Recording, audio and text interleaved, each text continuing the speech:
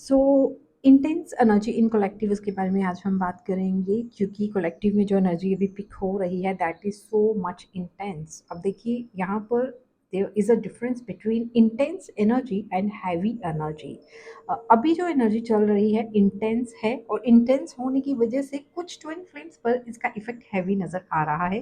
तो हर चीज़ हमें अपनी डिवाइन मैस्कुलिन या फेमिनिन के साथ नहीं जोड़नी होती है। हर चीज़ हर जगह हमें घूम फिर के वहीं नहीं पहुंचना होता है। हमें अपनी विवेक और बुद्धि से ये जानना होता है कि ये इफ़ेक्ट्स क्यों हो रहे हैं। एक तो डेफ़िनिटली कलेक्टिव में ये जो है एनर्जी जो है वो बनी हुई है। सेकंड यहाँ पर कॉज़ हो सकता है, कुछ स्पिरिचुअल कॉज़ हो सकते हैं, इसके बारे में हम आगे बात करेंगे। और थर्ड कॉज़ यहाँ पर डेफ़िनिटली आपके डिवाइन काउंटर पार्ट ऐसा हो सकता है। तो पहले हम बात करते हैं कि इफ़ेक्ट क्या हो रहा है, आपके चक्रा कौन से चक्रा से इफ़ेक्ट हो रहे हैं। डेफ़िनिटली रूट चक्र इफ़ेक्ट हो रहा है। प्रॉब्लम्स रिलेटेड टू रूट चक्र आप राइट नाउ फेस कर रहे होंगे। एंड थर्ड आई चक्र पर भी इफेक्ट हो रहा है। आपको किसी तरह का ब्लॉकेज देखने को मिल रहा है या किसी तरह की क्लैरिटी आपको नहीं मिल रही है।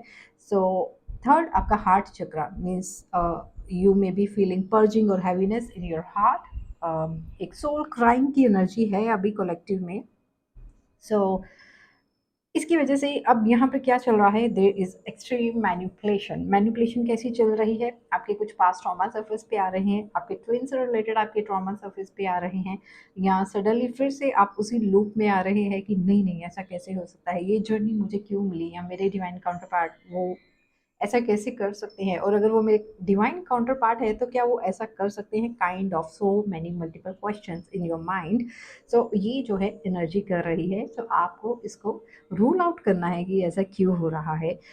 सेकंड यहाँ पर जो मैनिपुलेशन हो रही है, जो स्पिरिचुअल बींग्स जो अपना स्पिरिचुअल जर्नी में इन्वॉल्व हैं एंड स्पिरिचुअलिटी पे फोकस्ड हैं, उनको स्पिरिचुअल मैनिपुलेशन देखने को मिल रही है। मीन्स उनका डिवाइन के साथ ही लड़ने को झगड़ने को मन कर रहा है कि आपने मुझे ये जर्नी क्यों दी, या why I am stuck here, या डिवाइन के साथ लड़ाई, या कब तक ये सब चलेगा। So there is two kind of manipulation. एक तो आपके डिवाइन काउंटर पार्ट आपके रिलेशनशिप को लेके किसी भी एरिया में हो सकता है, plus there is spiritual manipulation in collective. तो हमें इन रीजंस को अच्छे से समझना होता है। चलिए अब बात करते हैं कि यहाँ पर जब भी कुछ सडन एंडिंग्स होती हैं, सडन चेंजेस आती हैं, या डिवाइन इंटरवेंशन होता है, या किसी तरह की बिगनिंग होनी होती है, या कुछ एंडिंग्स और बिगनिंग्स होनी होती हैं, तो कलेक्टिव में एनर्जी जो है वो इंटेंस हो जाती है। तो इसका स्पिरिचुअल कॉज हम जान लेते हैं क्या है। कुछ ट्विन फ्लेम्स जो कॉन्टिन्यूसली काफ़ी लंबे समय से इन्हें वर्क कर रहे थे, बट उनका बॉडी प्रिपेयर्ड नहीं था टू कंज्यूम हायर एनर्जीज, तो उनको भी यहाँ पर उस एनर्जी की इंटेंसिटी फील हो रही होगी। अब जब एनर्जी इंटेंस हो जाती है तो वो आपके फिजिकल लेवल पे आपको इफेक्ट करती है, आपके इमोशनल लेवल पर एंड स्पिरिचुअल लेवल पर इफेक्ट करती है। मीन्स आपकी बॉडी प्रिपेयर्ड नहीं थी, बट आपने बहुत सारी एनर्जी कंज्यूम कर ली because of your spiritual practices, तो उसके भी कई बार साइड इफेक्ट्स होते हैं। तो इस सिचुएशन में हमें क्या करना है, थोड़ी देर के लिए भी अपना जो भी प्रोसेस आप कर रहे हैं उसे थोड़ा ब्रेक ले लेते हैं, लेकिन छोड़ना नहीं है। मीन्स हम किसी और वे में, अगर हम बैठ के मेडिटेशन कर रहे थे तो अब हम मंत्रा जो है सुन सकते हैं, या किसी और वे में कोई और कैटेगरी में जाके हम अपना मेडिटेशन कंटिन्यू रख सकते हैं। मीन्स जो एक कंटिन्यू प्रोसेस आप कर रहे थे उससे हटके कुछ और 2-4 दिन के लिए कर सकते हैं। जैसे ही आपकी एनर्जीज फिर से बैलेंस हो जाएंगी, आपकी बॉडी में अच्छे से कंज्यूम हो जाएंगी, आपको फिर से ठीक लगना शुरू हो जाएगा।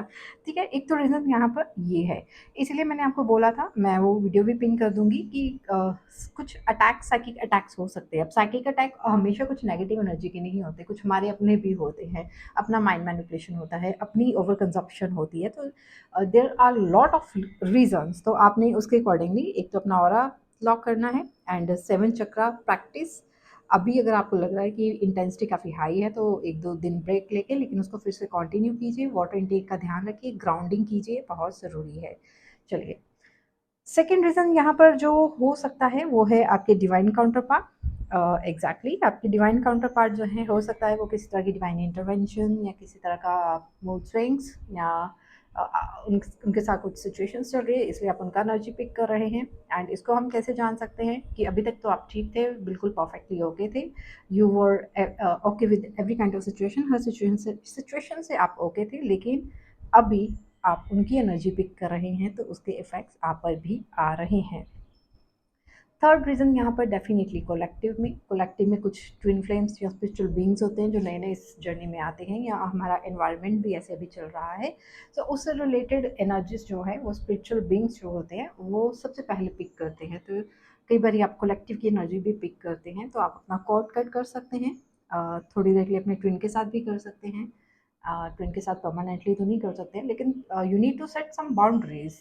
और बाकी आसपास आपको कोई लग रहा है कि कोई बहुत ही लोअर वाइब्रेशनल एनर्जीज हैं, तो उनसे भी अपना कोड कट कीजिए। तो ऐसा करके आप अपने आप को थोड़ा आपको रिलीफ मिल सकता है। सो ओवरऑल आपको क्या ध्यान रखना है कि वाटर इनटेक का ध्यान रखना है, ग्राउंडिंग करनी है, मेडिटेशन अपने हिसाब से देखना है कितना करना है कितना नहीं करना है, एंड पॉजिटिव रहना है। और ये याद रखना है कि ये वक्त भी गुजर जाएगा। So guys, thank you so much, take care of yourself, bye.